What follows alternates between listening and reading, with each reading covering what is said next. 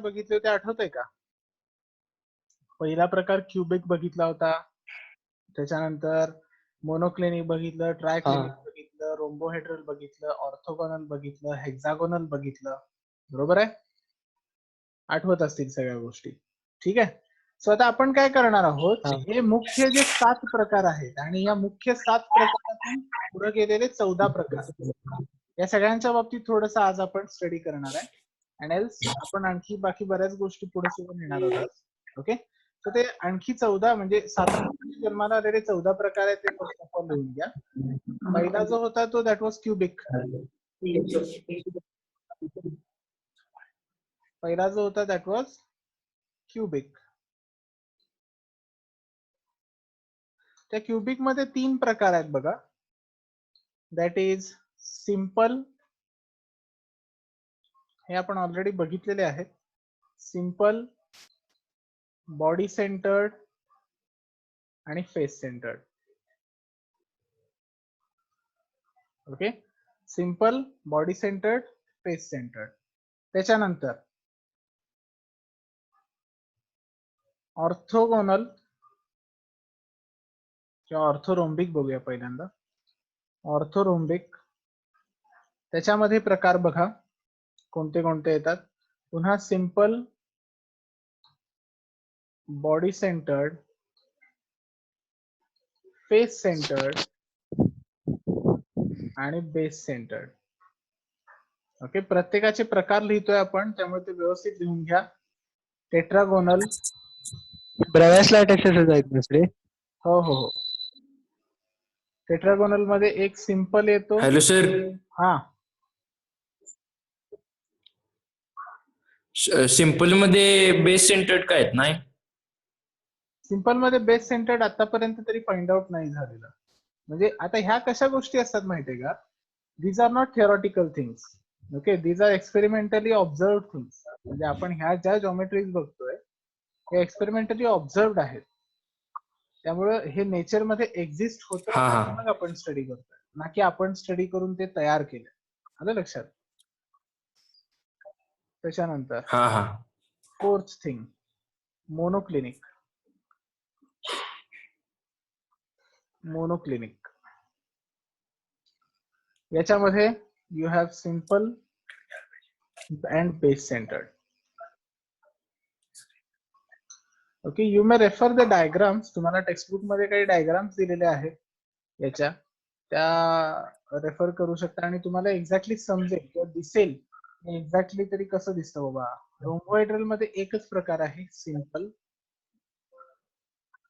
त्यानंतर ट्रायक्लिनिक,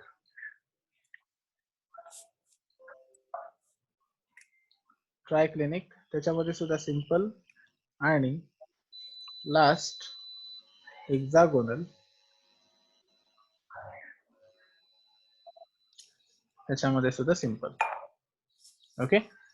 बघा जरा मोजा, 14 प्रकार झाले का टोटल? बघा 14 प्रकार झाले का?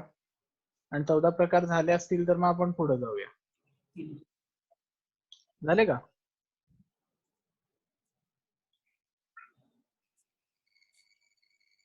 एक, दोन, तीन, चार, पाच. Exactly. So we have 14 types. Okay. So बघा क्युबिक मध्ये 3 प्रकार आहेत, ऑर्थोरोम्बिक मध्ये 4 प्रकार आहेत, टेट्रागोनल मध्ये 2 आहेत, मोनोक्लिनिक मध्ये 2 आहेत आणि रोम्बोहेड्रल, ट्रायक्लिनिक आणि हेक्सागोनल या तिघांमध्ये प्रत्येकी एक एक आहे. ओके. अशा पद्धतीने ते व्यवस्थित तुम्ही लक्षात ठेवा. ठीक आहे. आणि ह्यातलं काहीच विचारलं जाऊ शकतं, फिल इन द ब्लँक्स मध्ये विचारलं जाऊ शकतं की सब टाइप्स किती आहेत. ओके. त्यावेळी तुम्हाला ते व्यवस्थित लिहिता आलं पाहिजे. ओके. ठीक आहे. आता एक पुढे एक छोटस डेरिवेशन आहे. इट इज हेडिंग द्या, रिलेशनशिप बिटवीन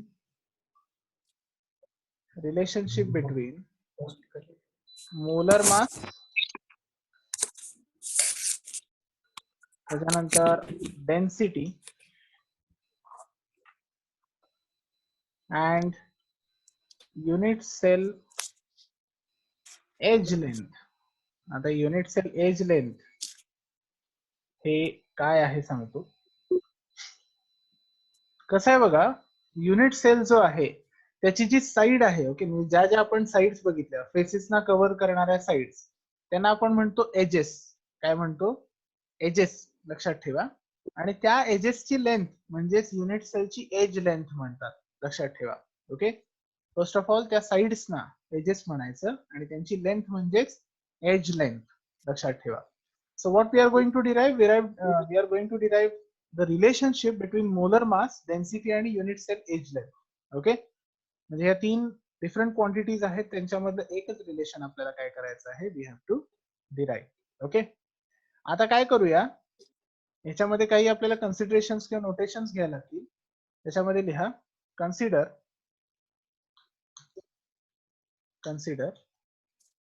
काय काय कन्सिडर करायचं आहे? एज लेंथ ला ए म्हणूया.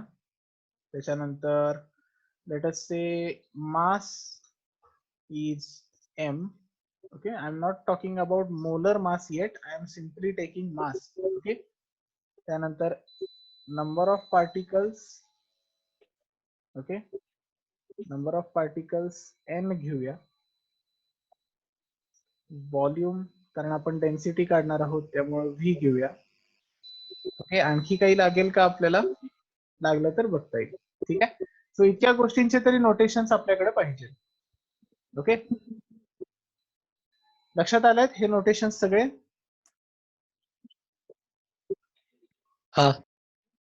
ठीक आहे.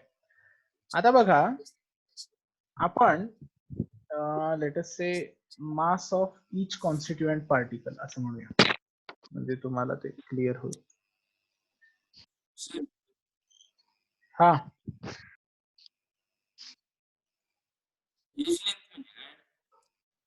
एज लेंथ का?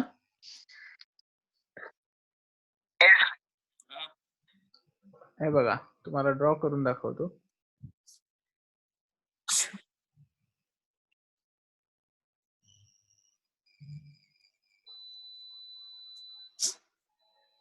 हा बघा, असा काहीसा आपला युनिट सेल दिसतो.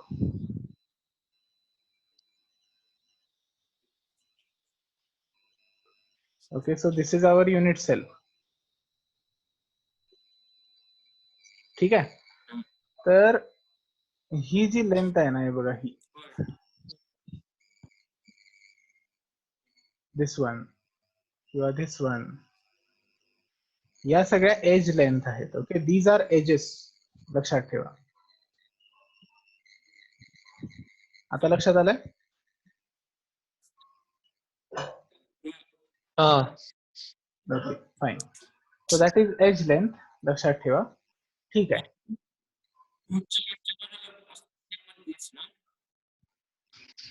काय म्हटलं? आवाज क्लिअर येत नाही. टाईप करून पाठव सर, काय म्हणतोय.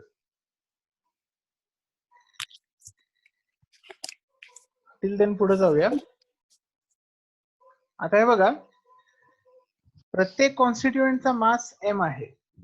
ओके, प्रत्येक कॉन्स्टिट्युएंट पार्टिकलचा मास m आहे. आता युनिट सेल असं आपण म्हणतोय की we say that unit cell is made up of many constituent particles, n number of constituent particles असं आपण म्हणतोय. ओके, आणि तो जो युनिट सेल आहे त्याच्यामध्ये प्रत्येक कॉन्स्टिट्युएंट पार्टिकलचा मास स्मॉल m आहे. ओके, आणि number of particles small n इतके आहेत. ठीक आहे. So there are n number of particles each having mass small m. बघा, समजतंय का? There are n number of particles each having mass small m. Okay, क्यूबच्या मागा असतात ते पण एज लेंथ ना, बरोबर आहे, एज लेंथच असतात ते. आता बेसिकली कसं आहे, हे क्यूबिक स्ट्रक्चर असल्यामुळं, ओके, हे क्यूबिक स्ट्रक्चर आहे, पॅरलल टू मी दाखवले ते, बरोबर. हे क्यूबिक स्ट्रक्चर असल्यामुळे कोणतीही साईड घ्या त्याची लेंथ सेमच असणार आहे. त्यामुळे म्हणून आपण काय घेतलेलं आहे की कॉमन एज लेंथ ए घेतलेली आहे. तुम्हाला माहितीये की क्यूब म्हणजे एक 3D स्क्वेअर असतो, बरोबर. क्यूब म्हणजेच 3D स्क्वेअर असतो, त्याच्यामुळे त्याच्या प्रत्येक एजची लेंथ ही सेम असते, म्हणून आपण ती ए घेतलेली आहे. सो नाव, आता मी इथं काय लिहितोय बघा, mass of the unit cell. Unit cell जो आहे तो कशापासून बनलाय? n नंबर ऑफ पार्टिकल्स पासून बनलेला आहे, आणि प्रत्येक पार्टिकलचं मास m आहे.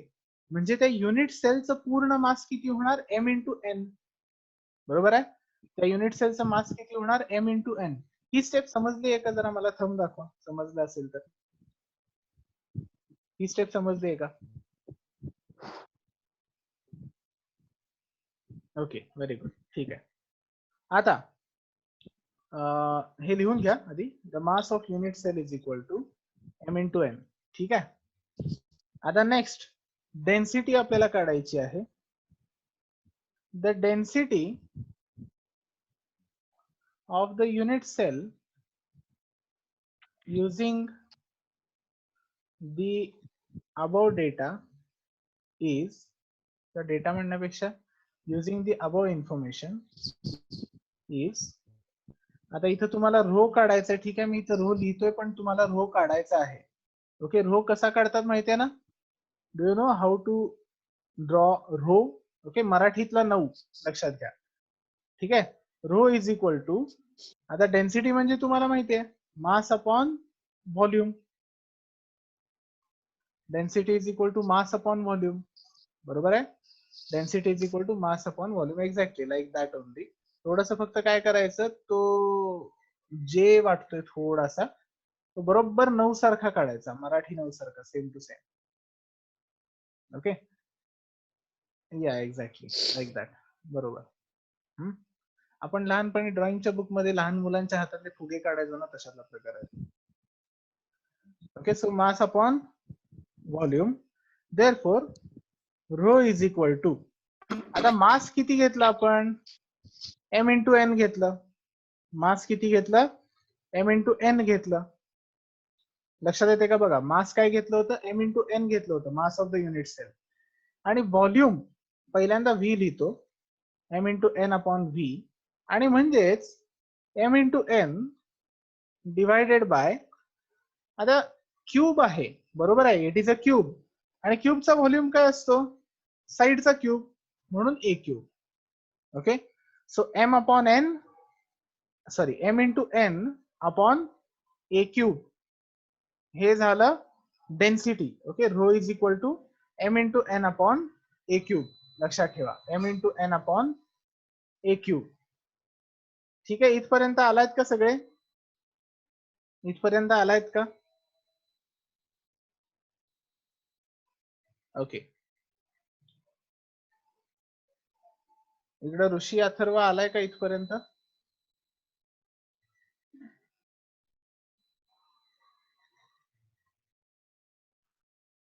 फाईन. नाव नेक्स्ट थिंग.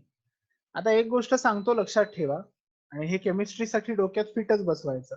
ठीक आहे, की 1 मोल म्हणजे किती? ओके, 1 मोल म्हणजे किती हे लक्षात ठेवा. तर 1 मोल म्हणजे 6.023 into 10⁻23 पार्टिकल्स. 1 मोल म्हणजे 6.023 into 10⁻23 पार्टिकल्स. ओके, रिमेंबर, हे पाहिजे असेल तर ब्रॅकेट मध्ये लिहून घ्या. 1 mole of substance contains Avogadro constant. exactly 6.023 into 10 to the power 23 particles. Okay, आणि म्हणून मोलर मास कसं होतं बघा. Molar mass it is denoted by capital M. Okay, molar mass total number, आता टोटल नंबर ऑफ पार्टिकल्स किती एका मोल मध्ये? आता तो ॲव्होगॅड्रोज नंबर Na न दाखवला जातो, लक्षात ठेवा. It is given by Na, किंवा नुसता n सुद्धा कधी कधी दाखवतात. Na इंटू m, बरोबर. कारण प्रत्येक पार्टिकलचा मास किती आहे? स्मॉल m आहे प्रत्येक कॉन्स्टिट्यूएंट पार्टिकलचा. आणि असे किती पार्टिकल्स आहेत? ॲव्होगॅड्रोज नंबर इतके. म्हणून मोलर मास जो आहे it is Na times m. Okay, what is Na? It is Avogadro's number. लक्षात ठेवायचं, Na is Avogadro's number. Okay, आता याच्यावरून mass of constituent particle, mass of constituent particle is equal to m is equal to काय येते बघा, त्या Na ला divide करा, म्हणजे capital M upon Na. Okay, capital M upon Na झालं. हे बघा, समजतंय का? सर Na इंटू m का घेतलं? जरा डिस्कनेक्ट झालो होतो मी. हा, सांगतो. प्रत्येक कॉन्स्टिट्यूएंट पार्टिकलचा मास हा स्मॉल m आहे. आणि असे total Na number of particles हा. आहेत 1 मोल मध्ये. ओके, Na म्हणजेच ॲव्होगॅड्रोज नंबर. असे किती पार्टिकल्स आहेत? हा. 6.023 इंटू 10⁻23 पार्टिकल्स आहेत 1 मोल मध्ये. आणि म्हणून molar mass is equal to each constituent particle into number of particles. Mass of each constituent particle into number of particles म्हणजेच m into Na, that is Na into m. Okay, हा. So now हा. पुढं आता ह्याच्यावरून mass of each constituent particle m is equal to capital M upon Na झालं. हीच value आपण त्या रोच्या इक्वेशन मध्ये भरूया. Putting this in the equation, okay, putting this in the equation for density we have काय होते पहा, रो इज इक्वल टू, आता तिथं स्मॉल m च्या ठिकाणी मी काय भरणार आहे हे जरा व्यवस्थित करायचं आहे एकदम. हे मी ड्रॉच करतो म्हणजे तुम्हाला इथं व्यवस्थित समजेल ते. I will draw this. So rho is equal to, इथं बघा कसं आहे, स्मॉल m च्या ठिकाणी तुम्ही लिहिणार आहात capital M upon Na. Okay, you are going to write capital M upon Na into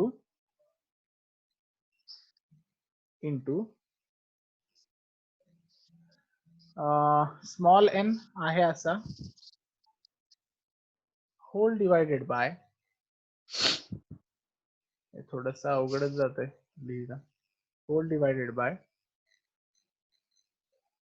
काय होता, a cube होता बघा. Okay, whole divided by a cube.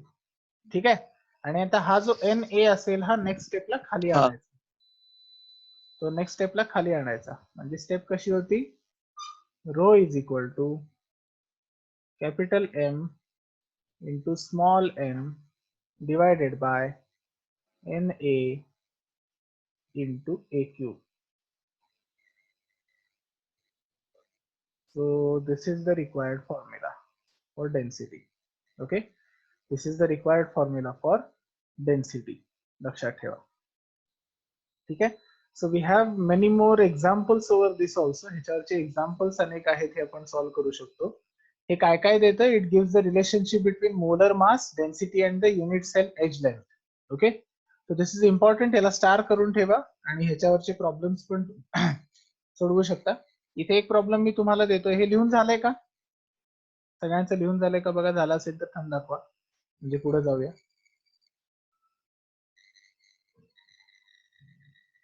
Okay, very good. So इथे एक एक्झाम्पल देतोय ते घ्या. ते एक्झाम्पल आहे, सोडवून बघा. when the gold crystallizes, it forms face centered cubic cell. Okay, the unit cell edge length,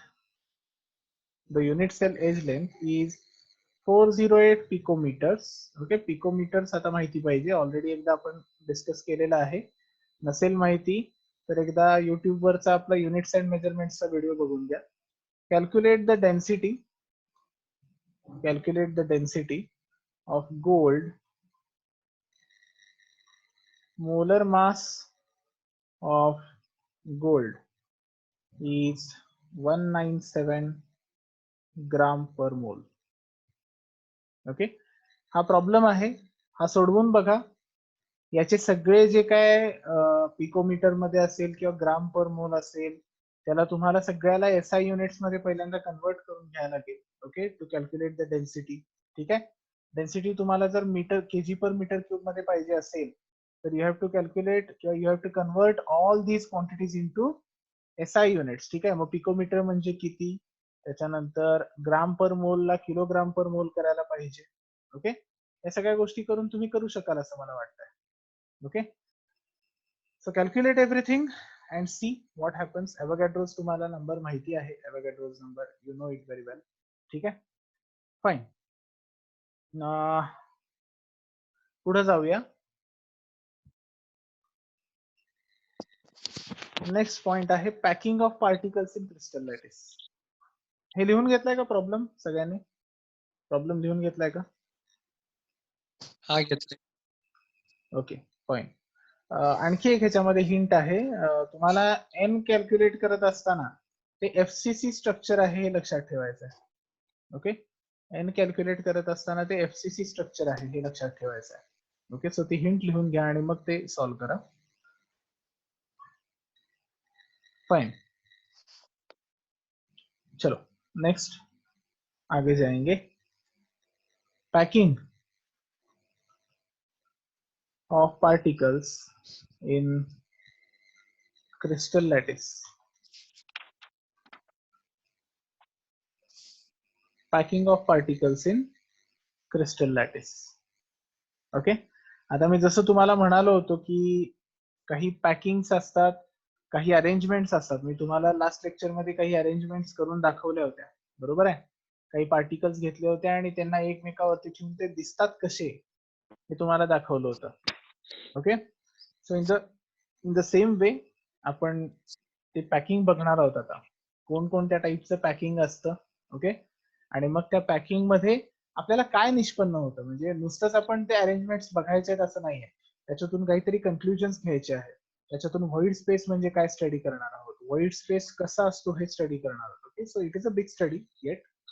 ठीक आहे, सो त्याच्यामध्ये लिहा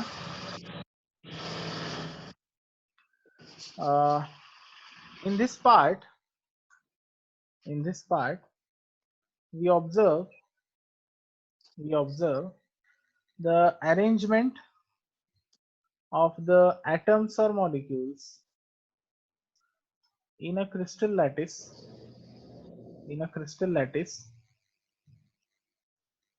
and conclude some of the things. Okay, the number of neighboring spheres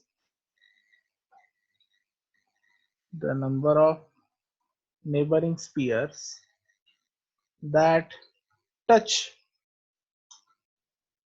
any given sphere is called its coordination number. ही definition महत्वाची आहे. Okay, म्हणजे एखाद्या स्पियरला त्याच्या आजूबाजूला किती स्पियर टच करतात, those number of spheres, it is called the coordination number. लक्षात ठेवा. ओके, म्हणजे फॉर एक्झाम्पल समजा मध्ये एक स्पियर आहे आणि त्याला चार बाजूनी चार स्पियर्स टच करत असतील, तर the coordination number of the central sphere is 4. लक्षात ठेवा, the coordination number of the central sphere is 4. Okay, so remember that very nicely. ठीक आहे, ओके. पुढं मॅग्निट्यूड हा एक पॉइंट स्टार आहे, महत्वाचा आहे, लक्षात घ्या. Magnitude of the coordination number, अर्थात तो कोऑर्डिनेशन नंबर किती मोठा आहे. Magnitude of the coordination number is a measure of compactness of spheres in a closed packed structure. Okay, हा फार महत्वाचा पॉइंट आहे. याचा अर्थ असा होतो की जितकं एखाद्या स्पियरच्या भोवती जास्त नंबर ऑफ स्पियर्स असतील, ओके, अर्थातच जितक्या एखाद्या स्पियरचा कोऑर्डिनेशन नंबर जास्त असेल तितकं त्याचं कॉम्पॅक्टनेस जास्त असतो. कॉम्पॅक्टनेस याचा अर्थ तो जास्त पॅक्ड स्ट्रक्चर असतो. ओके, आता फॉर एक्झाम्पल समजा एखादा स्पियर आहे, त्याला साईडला एकच स्पियर आहे. ओके, तर त्याच्या अनेक बाकीच्या ज्या बाजू आहेत त्या ओपन असतील, पण तेच त्याला चारी बाजूला चार स्पियर असतील, अर्थात त्याचा कोऑर्डिनेशन नंबर 4 असेल, तर तो आणखी जरासा कॉम्पॅक्ट होईल. 8 बाजूला स्पियर असतील, ओके, वर पण आहे, खाली पण आहे आणि बाकी सगळ्या ठिकाणून घेरलंय, तर कोऑर्डिनेशन नंबर आणखी वाढेल, तसा त्याचा कॉम्पॅक्टनेस सुद्धा वाढत जाईल. ओके, मी काय बोलतोय समजतंय का? बघा, समजत असेल तर जरा थंब करून दाखवा. ओके, काय बोलतोय समजतंय का परत सांगू? Okay fine. आता क्लोज पॅक्ड स्ट्रक्चर, तर मॅक्सिमम कोऑर्डिनेशन नंबर किती असू शकतोय? डिपेंड्स तुमची अरेंजमेंट किती आहे. 8 पर्यंत असू शकतो, मॅक्सिमम 8 सुद्धा असू शकतो, काही ठिकाणी 10 सुद्धा आहे. ओके, हे आता तुम्हाला अरेंजमेंट्स होतील त्याप्रमाणे कळेल की एक्झॅक्टली तो असा का असतो ते. ओके, आता एखाद्या क्रिस्टलचं पॅकिंग हा कसं सुरू होतं. ओके, एखाद्या क्रिस्टलचं पॅकिंग कसं सुरू होतं तर त्याच्यामध्ये 3 पॉइंट्स आहेत, लक्षात घ्या. त्याच्यामध्ये आहे क्लोज पॅकिंग इन 1 डायमेन्शन, मी जसं तुम्हाला काल बोललो होतो.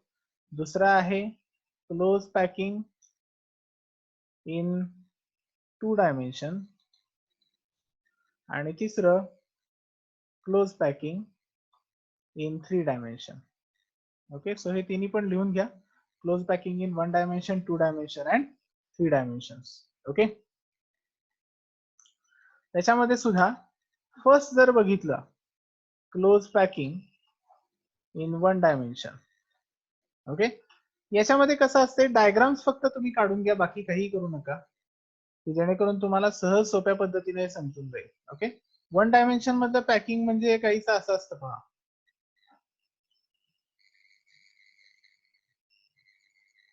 1 डायमेन्शन मधलं पॅकिंग हे थोडस अशा पद्धतीचं असतं. याला दुसरा, हा तिसरा. ओके, तुम्ही इवन स्पियर्स काढा व्यवस्थित. हे 4, हे 5. So this is 1 dimensional packing, लक्षात घ्या, एका स्ट्रेट लाईन मध्ये. ओके, ही डायग्राम काढली तरी सफिशियंट आहे, तुम्हाला त्याच्यावरून सगळे अर्थ समजून जातात. ठीक आहे, so this is 1 dimensional packing, close packing in 1 dimension. Fine.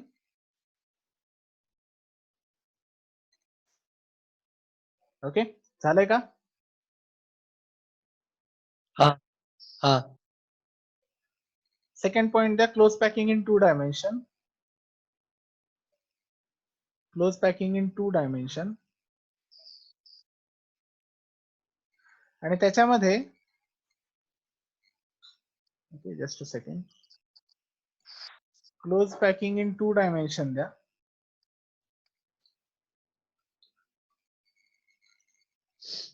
त्याच्यामध्ये पहिला आहे स्क्वेअर क्लोज पॅकिंग. हे मी तुम्हाला काल एक म्हणजे लास्ट लेक्चर मध्ये एकदा दाखवलेलं आहे. Okay, square close packing. कोणाचा काही डाऊट होता का?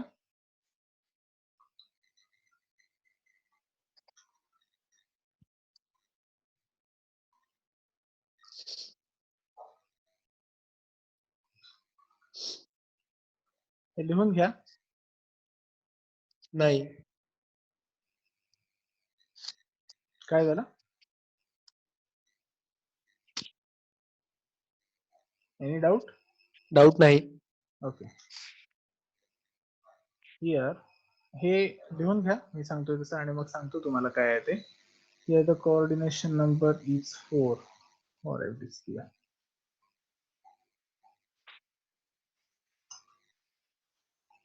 ओके, तर आता मी वरती 2 गोष्टी लिहिलेल्या आहेत स्क्वेअर क्लोज पॅकिंग मध्ये, की in this type we have AA type of arrangement. Okay, here coordination number is 4 for every sphere. आता या दोन्ही गोष्टी मी तुम्हाला सांगून देतो, कसं आहे किंवा हे काय येतात ते प्रूव्ह करतो. तुम्ही या डायग्राम सायमल्टेनियसली काढत राहा, जसं मी काढतोय तसं.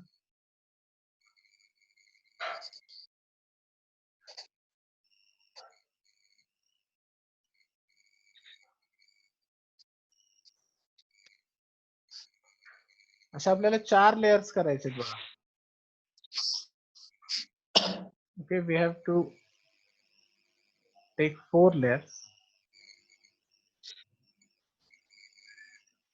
हे बघून कदाचित तुम्हाला गुलाबजामुनची आठवण येईल.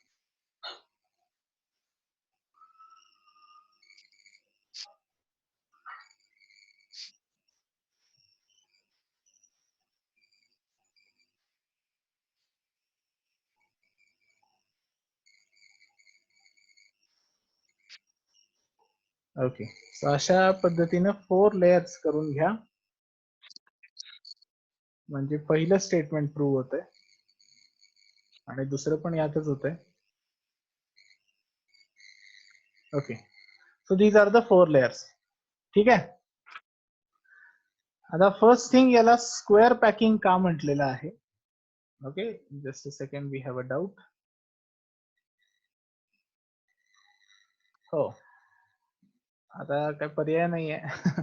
क्लासरूम मध्ये पाहिजे होतो, पण आपल्याकडं लॉकडाऊन असल्यामुळे आता आपल्याला पर्याय नाही. आता बघा, या पॅकिंग मध्ये तुम्हाला इथं व्यवस्थित दिसू शकेल की या ज्या 4 लेयर्स आहेत या सेम टाईपनं अरेंज्ड आहेत. बरोबर आहे? या ज्या 4 लेयर्स आहेत या सेम टाईपनं अरेंज्ड आहेत आणि म्हणून याला double A type of arrangement सुद्धा म्हटलं जातं. ओके, या ज्या 4 लेयर्स आहेत या सेम टाईपनं अरेंज्ड आहेत. बघा, 1 2 3 आणि 4 सेम टाईप आहे. कुठेही त्यांच्या सिक्वेन्स मध्ये बदल केलेला नाहीये. जसं वरचं आहे तसंच खालचं आहे, म्हणून ए ए ए आणि ए. ओके, सो तुम्ही इथे लिहा ए ए ए आणि ए.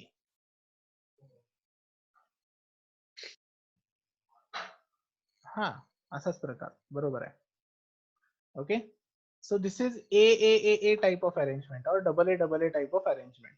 आता तुम्ही जर यातला कोणताही रॅन्डम एखादा स्पियर बघा, हा मधला बघा. ओके, या मधल्या स्पियर मध्ये जर बघाल तर त्याच्या भोवती किती स्पियर आहेत? हा 1 2 3 आणि 4. बरोबर आहे का? त्याला टच होणारे म्हणतोय बरं का. तसे भोवती बरेच आहेत, पण त्याला टच होणारे किती आहेत? 4 आहेत. बघा, 1 2 3 आणि 4. ओके, दिसतंय का? मी इथे दाखवतोय. हे बघा, हा एक हा एक हा एक आणि हा एक, असे ह्या एका स्पियरला टच होणारे काय आहेत? पार्टिकल्स आहेत. ओके, आणि म्हणून इथं कोऑर्डिनेशन नंबर आपण किती म्हटलेला आहे? 4 म्हटलेला आहे. ओके, इथं कोऑर्डिनेशन आपण किती म्हटलेलं आहे? Coordination number is 4. लक्षात ठेवायचं. ओके, लक्षात आलंय का हे?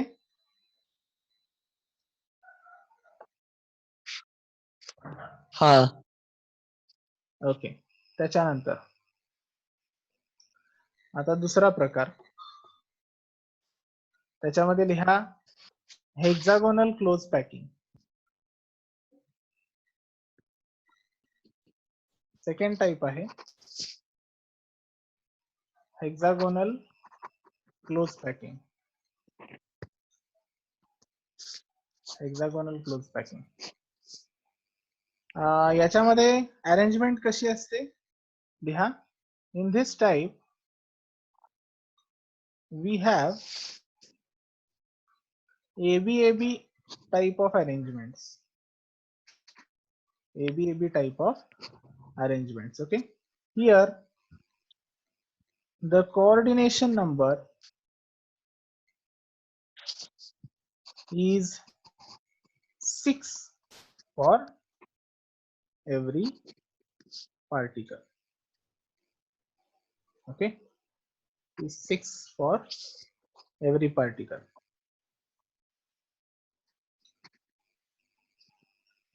हा, काही स्पियरना कोऑर्डिनेशन नंबर 2 आहे असं ऋषी म्हणतोय.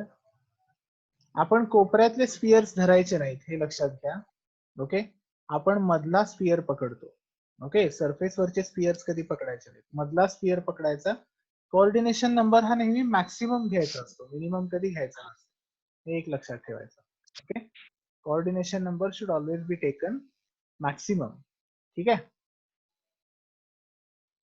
Okay, now let us see इकडे काय होतंय. जरा फास्ट सर मग 8 कसं घेणार आपण कोऑर्डिनेशन? सांगतो की ते कसं येतंय ते सांगतो. 8 हा कोऑर्डिनेशन नंबर कुठे येतो आणि कसा येतो ते सांगतो. तो 3D मध्ये येतो. हे असे तुम्ही काढून घ्या पहिल्यांदा. आता बघा, इथं एबी टाइप आपल्याला दाखवायचं आहे. You have to do it like this.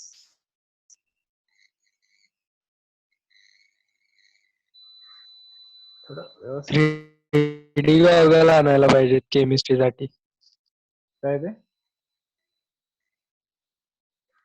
केमिस्ट्रीसाठी 3D goggle आणायला पाहिजेत. Okay, so in this way आपल्याला ड्रॉ करायचं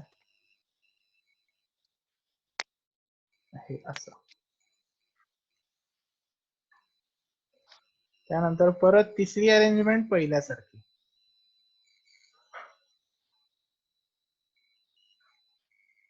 तुम्ही काढताय ते व्यवस्थित टच करा. माझे जर असे ड्रॉ करताना हे होतात. आणि चौथी अरेंजमेंट परत दुसऱ्यासारखी. वेळ कमी आहे, फास्ट ड्रॉ करून घ्या. ओके, सो इथं लिहा ए, इथं लिहा बी, परत इथं लिहा ए, इथं लिहा B. Okay, so this is AB type, लक्षात घ्या.